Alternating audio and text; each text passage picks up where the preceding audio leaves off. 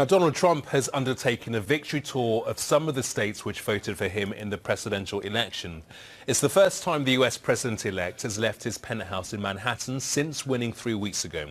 Well, we're joined now by the Republican political analyst, Matt Mackowiak, who's in Austin in Texas. Always good to talk to you, Matt. How traditional is it that president-elects take a tour such as we're seeing? Well, it's not traditional that you do campaign-style rallies after you win the presidency and before you become president of the United States. You know, you look at President-elect Donald Trump, he's got 49, 50 days or so till he's inaugurated on January 20th.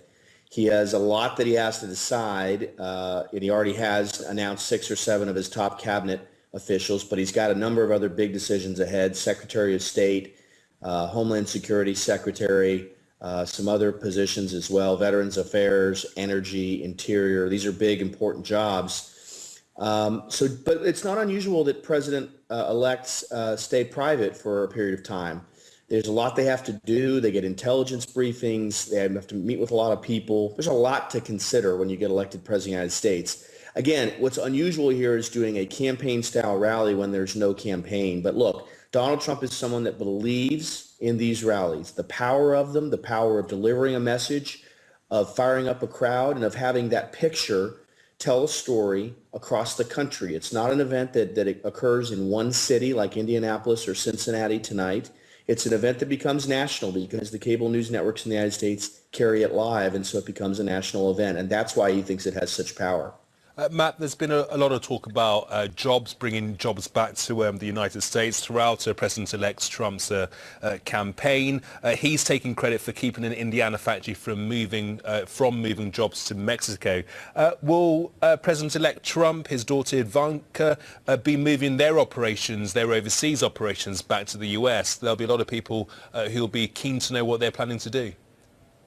That's a great question, and one of the questions that he needs to answer, and he said he's going to answer on December 15th, is he's going to announce how he's going to separate from his business to address these conflict of interest questions. You know, generally a president liquidates their assets, puts them in a blind trust, and doesn't know what's happening with their money. But we've never had anyone like Donald Trump get elected president, and because so much of his assets are tied up into real estate, that's a very difficult proposition. You do raise a good question about some of his overseas operations in terms of where he has some of his clothing made, et cetera.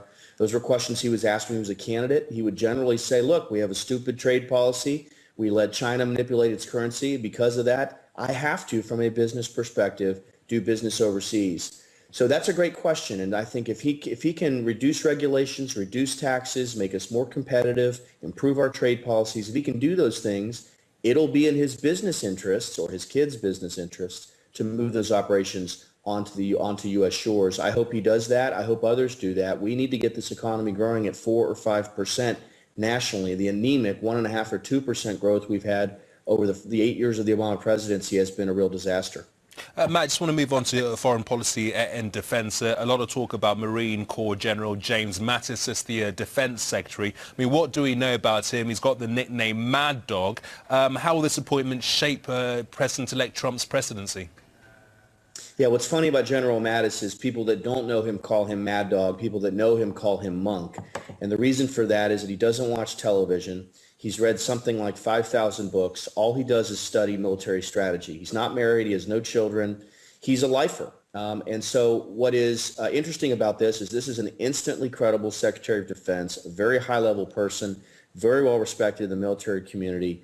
This is an outstanding choice, and it says something about President-elect Trump that he was able to get a first-tier, world-class candidate to step in from the military to serve as Secretary of Defense. So I think he's going to do a great job educating the president-elect, giving him sound advice, running the Pentagon bureaucracy. He already persuaded Trump to drop his position on torture.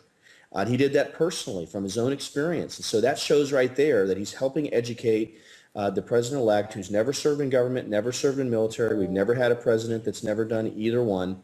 So I think he's going to provide a great service. I'm very encouraged that he's the choice. I think he'll be confirmed with 80 or 85 or 90 votes out of 100 in the U.S. Senate.